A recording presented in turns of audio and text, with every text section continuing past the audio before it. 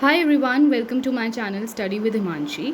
सो आज के इस वीडियो में हम प्रेसिडेंट जो चैप्टर है इंडियन पॉलिटी का, उससे रिलेटेड कुछ इम्पॉर्टेंट क्वेश्चंस देखेंगे। So it is basically a test of this chapter. अगर आप लोगों ने इस चैप्टर को ऑलरेडी पढ़ रखा है तो आप ये टेस्ट ज़रूर अटैम्प्ट करें। एंड मैंने ये चैप्टर डिस्कस किया हुआ है अपने नोट्स के थ्रू भी इन द प्रीवियस वीडियोज़। तो अगर आपने ये वीडियो प्रेसिडेंट वाली नहीं देखी है तो go and see that, and after that आप लोग ये टेस्ट दें। सो इसमें basically I have put in 10 questions that are very important, और मैंने आंसर्स प्रोवाइड नहीं किए हैं क्वेश्चंस के साथ। I will discuss the question, then you can pause and answer yourself, और उसके बाद मैं आंसर इसका बताऊँगी। इन दी एंड आप लोग अपना स्कोर कैलकुलेट कीजिए कि आपका क्या स्कोर बैठता है, और प्लीज़ कमेंट डाउन बिलो कि आपका क्या स्कोर आया इन 10 क्वेश्चंस में।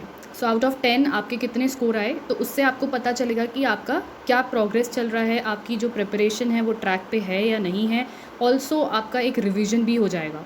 एंड इफ़ एट ऑल आपको कुछ क्वेश्चन नहीं आता है तो आप वापस से नोट्स में जाइए, वापस से अपनी बुक खोलिए और इस टॉपिक को दोबारा पढ़िए।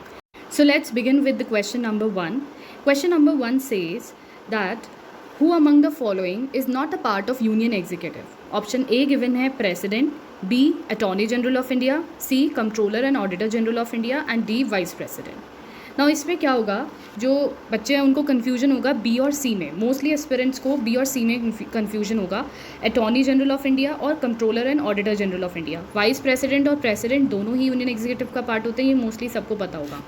सो इसका जो करेक्ट आंसर है क्वेश्चन का वो है आपका C, controller and auditor general CAG। He is not a part of union executive.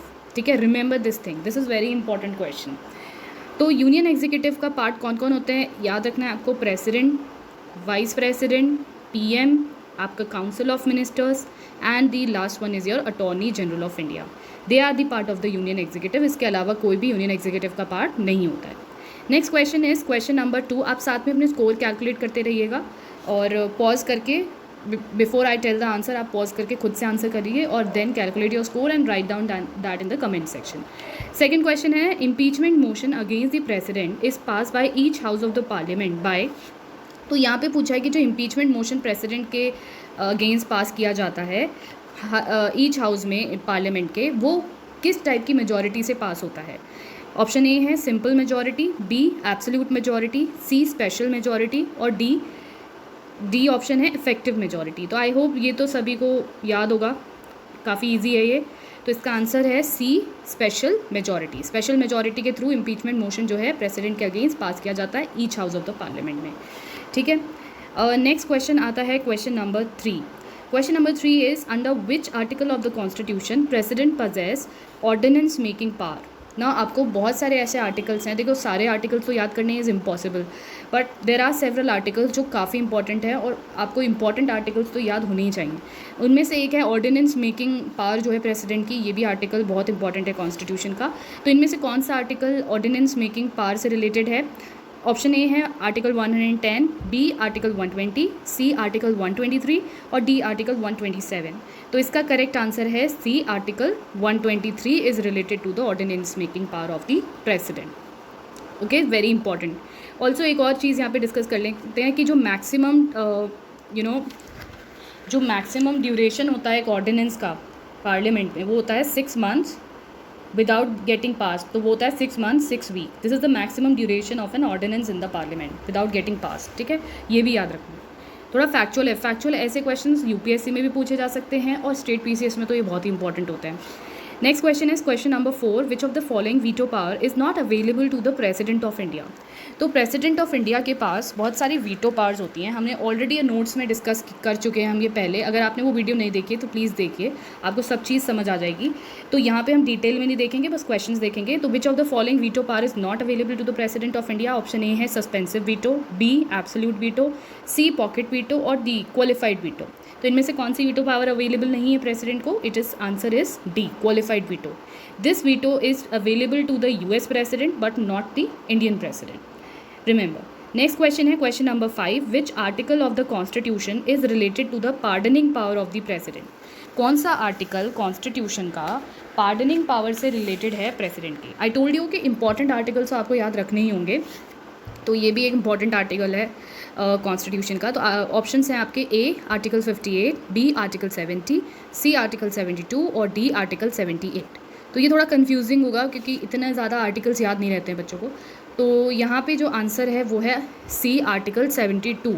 72 जो आर्टिकल है that is related to the pardoning power of the president, और ऑर्डिनेंस मेकिंग पावर से related article था 123। ये 2-3 आर्टिकल्स काफ़ी important है president chapter के।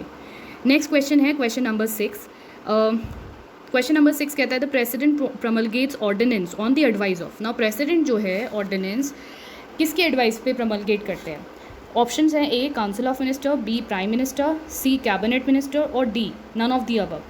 सो इसका जो आंसर है वो है आपका A that is council of ministers. President जो ऑर्डिनेंस मेकिंग जो पावर है, प्रेसिडेंट पहले किसका एडवाइस पे ये ऑर्डिनेंस प्रमलगेट करते हैं? Council of ministers.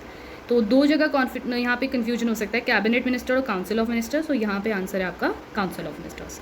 Next question है question number 7। Which of the following is related to the stay on execution of a sentence for temporary period. तो ये बेसिकली जो पार्डनिंग पावर आर्टिकल 72 में mentioned हैं उसमें several pardoning powers जो president की हैं, जैसे कि pardon, commutation, remission, respite, reprieve, तो हर एक का अलग अलग मतलब है। तो इसमें पूछा है कि कौन सी इनमें से रिलेटेड है stay on execution of a sentence for a temporary period. तो ऑप्शंस हैं आपके A remission, B commutation, C respite और डी रिप्रीव। तो इसका आंसर है D reprieve. Reprieve is related to the stay on execution. किसी sentence के start होने पे या उसको एग्जीक्यूट होने में थोड़ा स्टे ऑर्डर लगा दिया जाता है बाय दी कोर्ट, ठीक है, टेम्पररी पीरियड के लिए। Question number 8 is president of India is eligible for re election for how many times. तो प्रेसिडेंट ऑफ इंडिया कितनी बार दोबारा से री इलेक्ट हो सकते हैं? तो option A is 2 time, B is 1 time, C is 4 times and D is no limit. There is no such limit, मतलब एनी नंबर ऑफ टाइम्स। तो इसका करेक्ट आंसर क्या है? इसका करेक्ट आंसर है डी। प्रेसिडेंट ऑफ इंडिया जो है he is eligible for re election any number of time, there is no such limit और बार। अगर आप यूएस के केस में देखोगे, अमेरिका के केस में देखोगे, तो वहाँ पे सिर्फ 2 टाइम्स ही प्रेसिडेंट री इलेक्ट हो सकते हैं, बट यहाँ पे नहीं है ऐसी कोई limit. Next question is question number 9। Question number 9 है consider the following statement regarding the president of India. First statement है term of president office is mentioned in the article 56 of the constitution. ठीक है, first की term जो है president office की वो mention है आर्टिकल 56 में। दूसरी है conditions of the president office are mentioned in the constitution. ठीक है, कि जो कंडीशंस हैं प्रेसिडेंट ऑफिस की वो कॉन्स्टिट्यूशन में ही मैंशनड हैं। तीसरी चीज़ है कि तीसरी स्टेटमेंट है कि president is elected through the direct elections. So these are the 3 statements. आप पॉज करके इसको सोचिए कि कौन सी इनमें से करेक्ट है और कौन सी नहीं है, एंड आप आंसर करेंगे। तो इसमें पूछा है which of the above statements are correct. तो ऑप्शन है A 1 only, B 1 and 2 only, C 2 and 3 only, या डी ऑल आर करेक्ट। तो इसका करेक्ट आंसर क्या है? थोड़ा सा सोचिए, और अगर रिवाइज़ किया होगा अच्छे से तो याद आ जाएगा। तो इसका करेक्ट आंसर है B, that is 1 and 2 only. President का जो इलेक्शन होता है वो इनडायरेक्ट इलेक्शन होता है, ना कि डायरेक्ट इलेक्शन। तो ये याद रखना है, तो इसलिए ये स्टेटमेंट रॉन्ग है। नेक्स्ट क्वेश्चन है, and this is the last question for today. Which of the following does not take part in presidential elections. तो इनमें से कौन प्रेसिडेंशियल इलेक्शन में पार्टिसिपेट नहीं करते? ऑप्शन है A elected MLAs of the union territories. तो यूनियन टेरिटरीज जिनमें भी लेजिस्लेटिव असेंबली है वहाँ के elected member of legislative assemblies of union territories. B है elected MLAs of the state legislative assembly. C है elected MLAs of the state legislative council, और D all of the above, मतलब कोई भी इनमें से पार्टिसिपेट नहीं करता है प्रेसिडेंशियल इलेक्शन के लिए। सो इसका जो करेक्ट आंसर है that is elected MLAs of the state legislative councils. State legislative council के इलेक्टेड मेंबर्स भी और नॉमिनेटेड तो होते ही नहीं है, ठीक है, तो मतलब पार्टिसिपेट करते ही नहीं है प्रेसिडेंशियल इलेक्शन में किसी भी जगह के। So only elected MLAs of the state legislative council जो मेंबर्स होते हैं वो ही पार्टिसिपेट करते हैं इन दी प्रेसिडेंशियल इलेक्शन। बट यहाँ पे भी जो स्टेट लेजिस्लेटिव काउंसिल्स हैं उनके इलेक्टेड MLAs भी पार्टिसिपेट नहीं करते। ठीक है, ऐसा क्यों है? क्योंकि हर स्टेट में स्टेट लेजिस्लेटिव काउंसिल नहीं है। There are only few state जहाँ पे स्टेट लेजिस्लेटिव काउंसिल्स प्रेजेंट हैं। तो इसलिए ऐसे याद रख सकते हो कि हर स्टेट के पास स्टेट लेजिस्लेटिव काउंसिल नहीं है, बाईकैमरलिज्म प्रेजेंट नहीं है, इसलिए सिर्फ स्टेट लेजिस्लेटिव असेंबली के ही इलेक्टेड एमएलएस पार्टिसिपेट कर सकते हैं। और प्रेसिडेंशियल इलेक्शन से रिलेटेड भी जो आर्टिकल है वो भी इंपॉर्टेंट है। It is article number 54। Article 54 is related to the presidential elections. So this was all for this video. It was a short video जहाँ पे you can test yourself कि आप कोई भी चैप्टर पढ़ रहे हो और फिर उसके बाद आप देखो कि आपने अच्छे से वो पढ़ा है या नहीं। तो this was the main purpose of this video. Also जो प्रीलिम्स एग्ज़ाम है वो काफ़ी पास है, बहुत सारे स्टेट पीसीएस के भी प्रीलिम्स आने वाले हैं। तो इस टाइप की वीडियोज़ आपके लिए काफ़ी हेल्प करेंगी उन एग्ज़ाम्स में भी। तो अब से जो मेरी वीडियोज़ आएंगी वो मेनली टेस्ट पे ही बेस्ड होंगी कि यू कैन टेस्ट योरसेल्फ, और चैप्टर वाइज टेस्ट पे बेस्ड होंगी। And that was all for this video.